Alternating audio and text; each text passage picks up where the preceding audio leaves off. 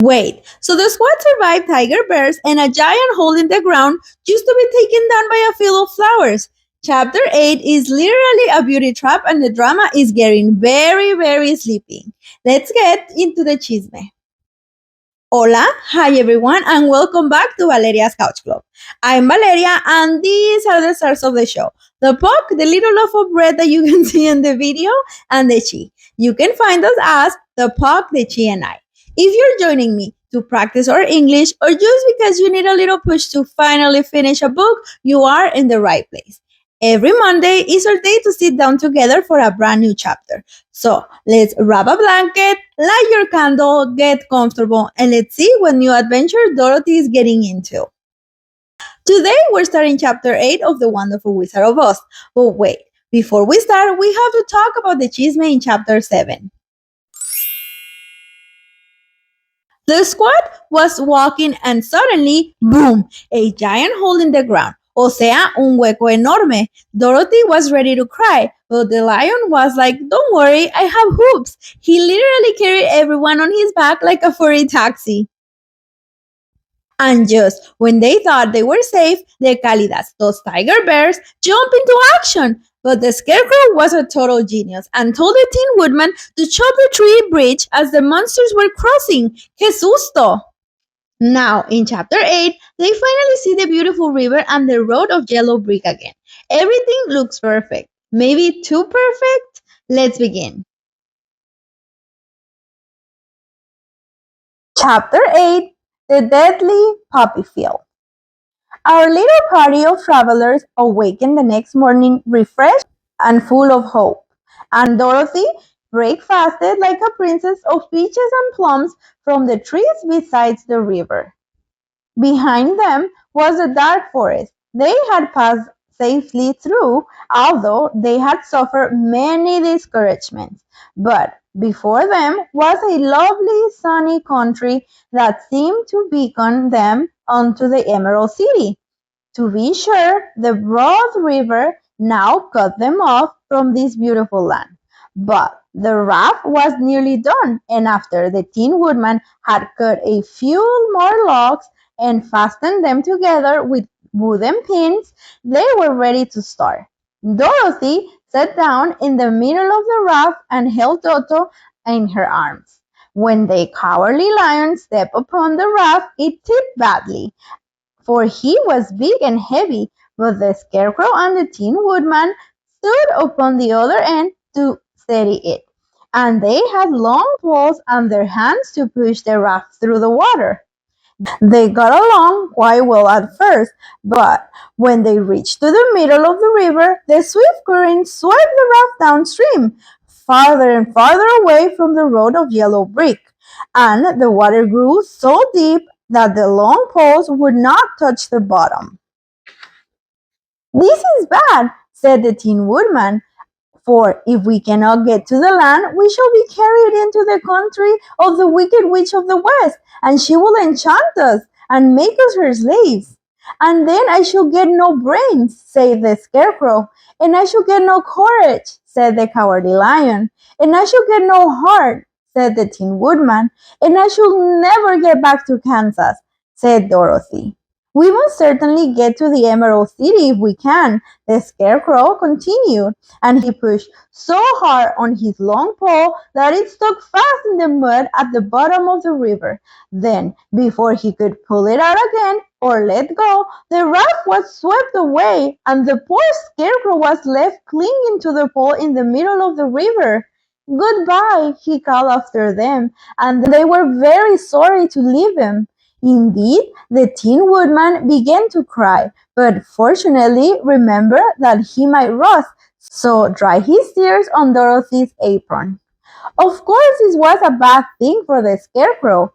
"I am now worse off than when I first met Dorothy," he thought. "Then I was stuck on a pole in a cornfield where I could make believe scare the crows at any rate. But surely this is no use for a Scarecrow stuck on a pole in the middle of a river.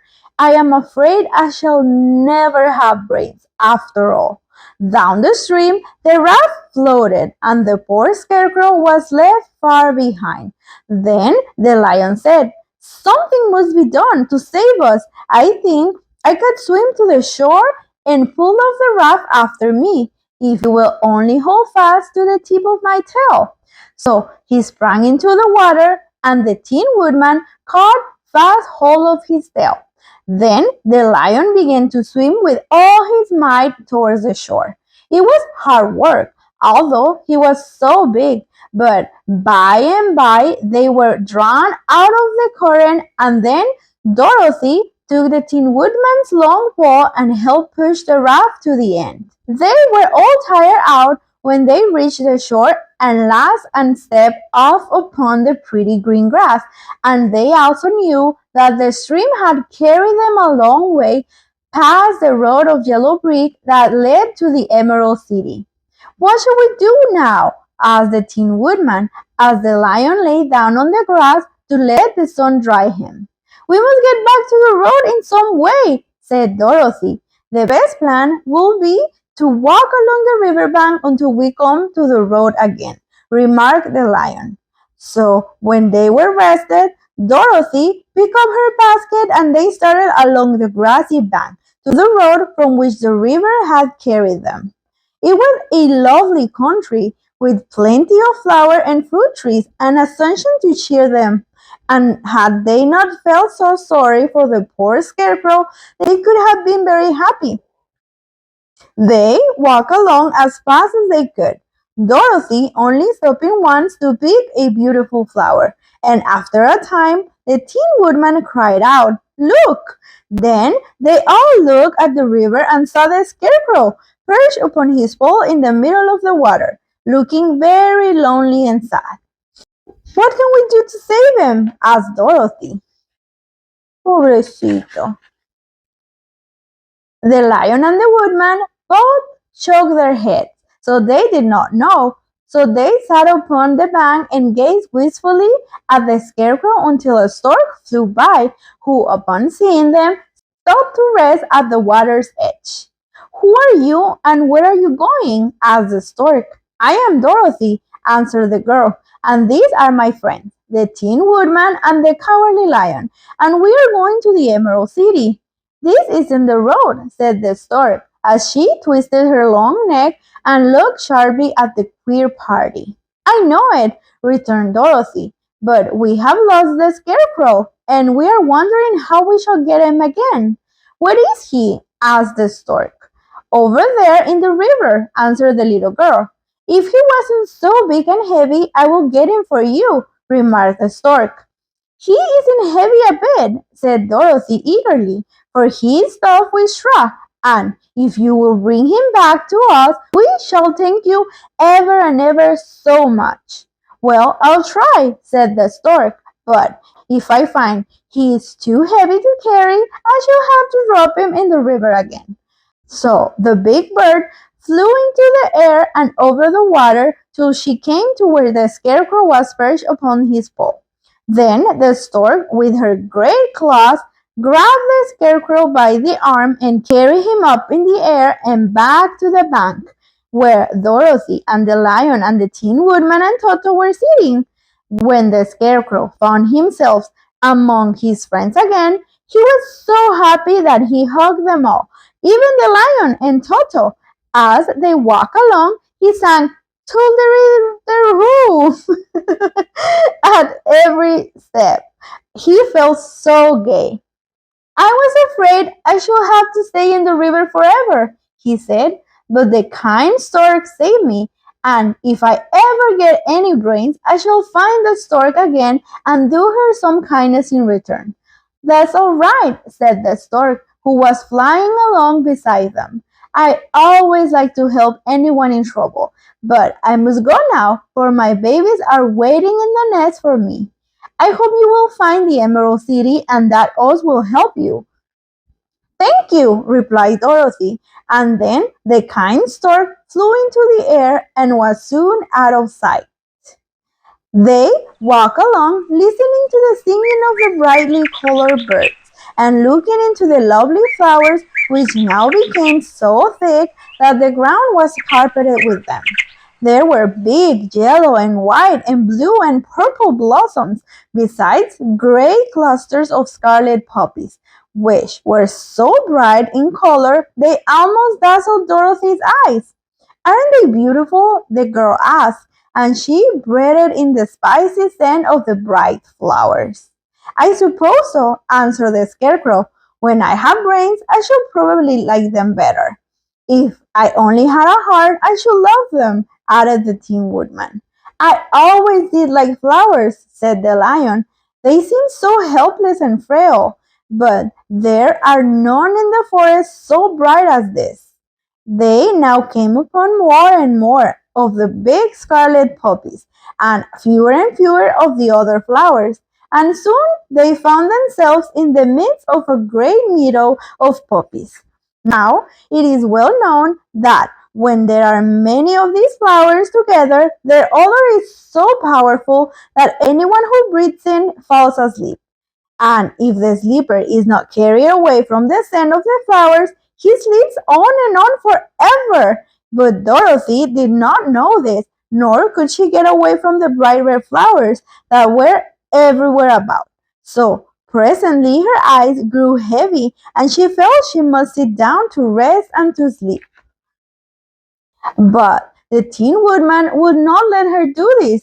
We must hurry and get back to the road of yellow brick before dark, he said, and the Scarecrow agreed with him. So they kept walking until Dorothy could stand no longer. Her eyes closed in spite of herself, and she forgot where she was and fell among the poppies fast asleep. What shall we do? Asked the Tin Woodman. If we leave her here, she will die, said the lion. The smell of the flowers is killing us all. I myself can scarcely keep my eyes open, and the dog is asleep already. It was true. Toto had fallen down beside his little mistress, but the Scarecrow and the Tin Woodman, not being made of flesh, were not troubled by the scent of the flowers. Run fast, said the Scarecrow to the lion, and get out of this deadly flower bed as soon as you can. We will bring the little girl with us. But if you shall fall asleep, you are too big to be carried. So the lion aroused himself and bounded forward as far as he could. In a moment he was out of sight. Let us make a chair with our hands to carry her, said the Scarecrow. So they picked up Toto and put the dog in Dorothy's lap, and then they made a chair with their hands for the seat and their arms for the arms, and carried the sleeping girl between them through the flowers.